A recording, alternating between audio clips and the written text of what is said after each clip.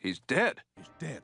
He's dead. He's really dead. Death. It's a topic that no one wants to think about, but in the world of Family Guy, it's something we can't escape even when it's wrapped in outrageous humor and absurdity. But sometimes, amidst all the chaos, Family Guy delivers moments so tragic, so unexpected, that they leave us questioning everything we thought we knew about cartoon death. Today, we're diving into the most heartbreaking, jaw-dropping, and downright bizarre deaths in Quahog, where not even the most beloved characters are safe from the cold grip of fate. From brutal accidents to tragic farewells, these are the deaths that hit hardest, even in a world where the rules of reality are bent and broken. So buckle up, because these aren't your typical cartoon casualties. Grab a tissue or maybe a stiff drink, because it's time to count down the most tragic deaths in Family Guy. Kicking off our list is the absurd demise of Mr. Jonathan Weed, Peter's perpetually frustrated boss. Mr. Weed starts as the uptight yet oddly charming head of the happy-go-lucky toy factory. But in Mr. Saturday Night, his fate takes a tragic turn, all because of a dinner roll. Yes, a dinner roll. Peter, hoping to impress Chris's classmates at career day, invites Mr. Weed over for dinner, despite his lack of culinary skills. Shockingly, things go well at first. Mr. Weed is charmed by the Griffins and amused by the funny talking dog. But it all goes south when Peter and Lois, trying to save Brian from choking, accidentally launch a dinner roll. The roll hits Mr. Weed in the throat, and just like that, the factory's top dog is gone. The night ends not with dessert, but with death itself, who cracks a joke about a random dead body search. Classic Family Guy.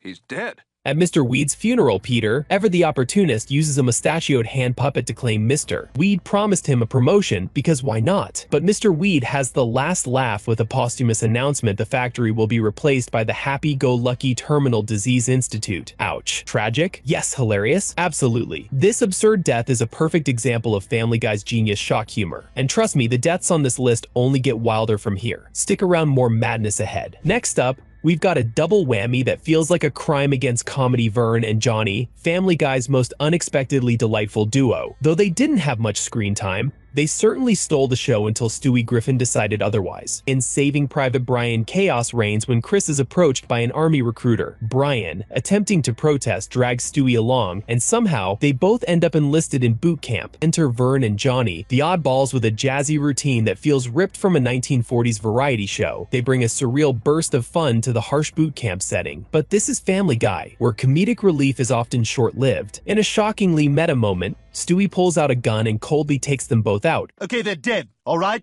We're not going to be seeing them again. Just like that, Vern and Johnny are gone, leaving us laughing, stunned, and wondering, did that really just happen? Moving on to the crushing, quite literally, exit of Francis Griffin, Peter's overly critical dad, from Family Guy. In Peter's Two Dads, Francis meets his untimely end at Meg's awkward 17th birthday party. And no, the tragedy isn't Peter forgetting Meg's age. Again, picture this Peter, dressed as a filthy hobo clown, drunkenly rides a unicycle down the stairs. Spoiler, it ends badly. Peter crashes and poor Francis gets crushed under his weight. His last words? A heartfelt, Peter, you're a fat, stinking drunk.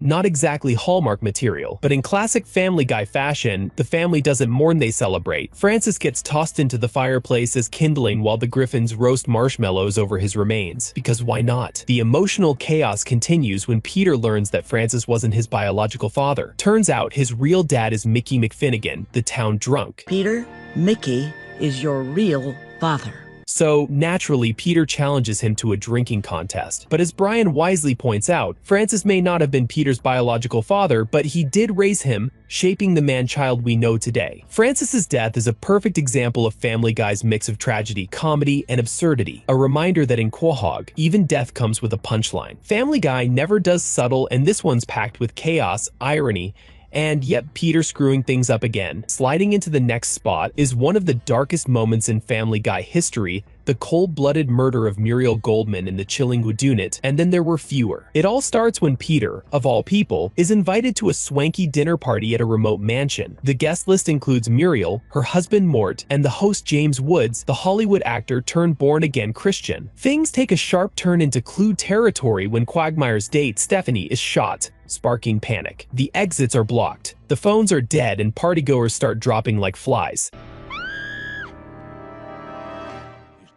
Muriel, poor Muriel, disappears and becomes the prime suspect. When the lights flicker back on, she's found brutally stabbed.